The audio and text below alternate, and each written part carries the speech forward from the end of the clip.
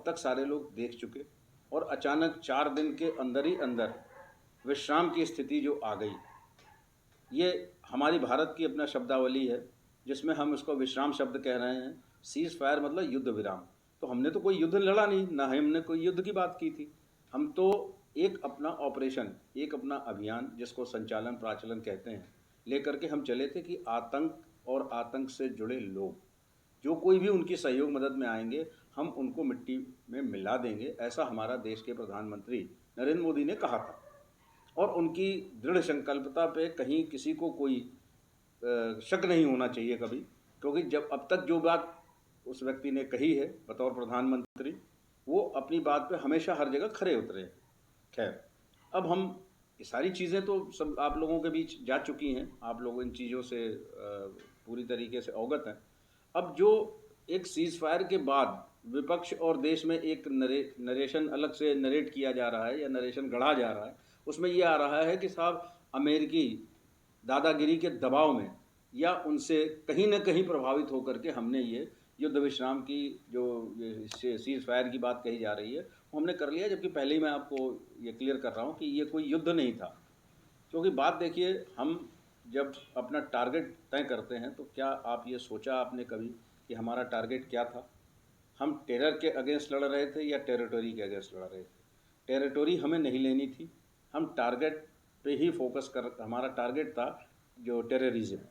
तो टेररिज्म को अगर हम ले करके चलते हैं, तो हमने अपना अभियान प्रथम चरण पूरा कर लिया है कि जो हमने कहा वहाँ ढूंढा लोगों को। और पहला मौका ऐसा भारतवर्ष का है जब हम पाकिस्तान के अंदर घुस के गए और कह के गए और पूरी दुनिया को बता के गए कि उनके इस कार्रवाई के विरोध में हम वहाँ जा रहे हैं और जा कर के हम कार्रवाई कर रहे हैं। जब हमने कार्रवाई की, तो अपने उन आतंकियों को समर्थन देते हुए उनके पक्ष में जिस तरीके से पाकिस्तान आकर के खड़ा हो गया और भारत पर उसने हमले शुरू कर दिए, तो पाकिस्तान ने खुद को कहा कि मैं इस समय युद्ध के क्षेत्र में स्थिति में आ गया हूँ।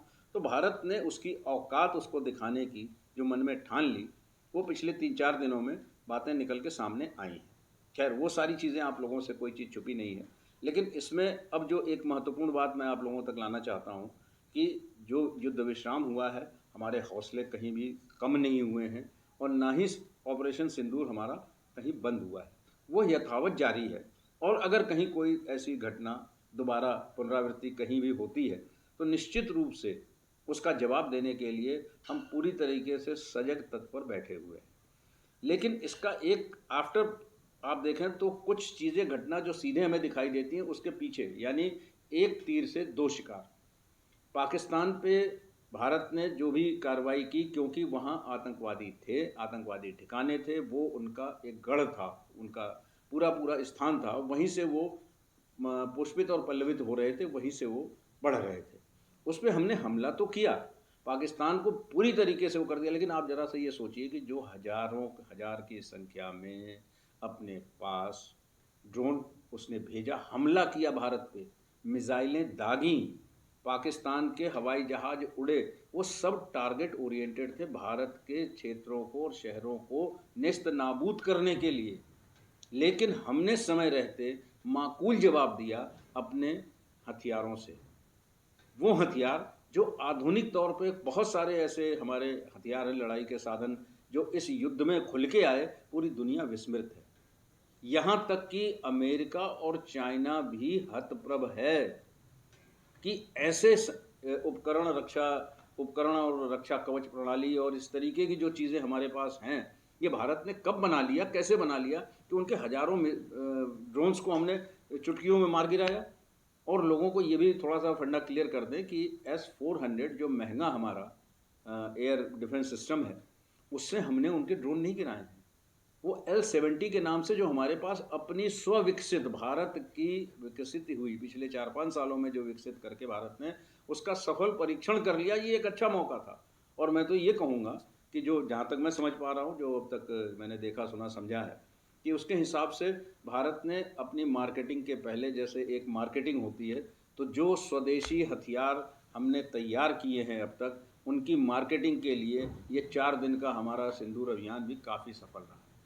इससे हुआ क्या है कि आप एक चीज़ देखें कि अमेरिका का F-16 और उनका F-27 चाइना का, इतना बढ़िया उनका एयर सिस्टम है कि वो उससे अटैक करने से सारी दुनिया उसके लिए पीछे भागती है। लेकिन आज की तारीख में आप ये देखिए कि उनको मार गिराया हमारे स्वदेशी उपकरणों ने, स्वदेशी जो हमारे यंत्र बने, स्वदेशी जो हमारे सारे फाइटर्स इक्विपमेंट्स बने हैं उन्होंने, और डिफेंस सिस्टम ने उनको एक तो रोका, और रोका ही नहीं, उन पे अटैक जो किया इतनी एक्यूरेसी के साथ कि जहाँ चाहा बिल्कुल पिन पॉइंट हमने अटैक किया।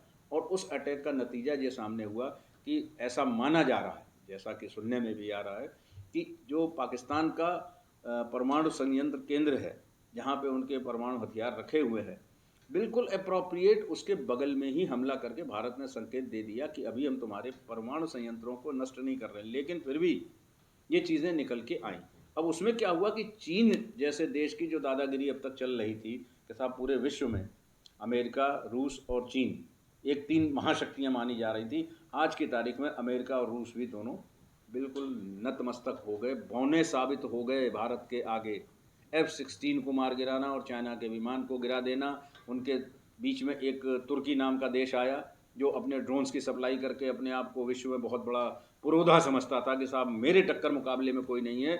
उन ड्रोन्स को हमारे भारत के ड्रोन्स ने चुटकियों में मार गिराया, पलक झपकते मार गिराया। और यही नहीं, हमारे स्वदेशी ड्रोन्स जो भारत ने बनाए हैं कुछ देशों के सहयोग से मिल करके, उन्होंने जा करके उनके एयर डिफेंस सिस्टम को बिल्कुल पंगु कर दिया। 1 मिनट में, चुटकियों में उनके सारी चीज़ों को हमने ध्वस्त कर दिया।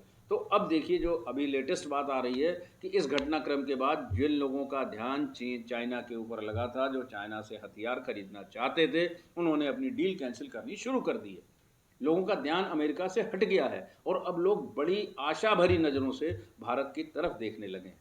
और भारत की तरफ देखने का नतीजा ये है कि अभी आज का ही शायद मैंने सुना कि फिलीपींस जो है वो 5,000 बिलियन डॉलर्स का जो है वो सौदा भारत से करना चाहता है और ब्रह्मोस मिसाइल लेना चाहता है।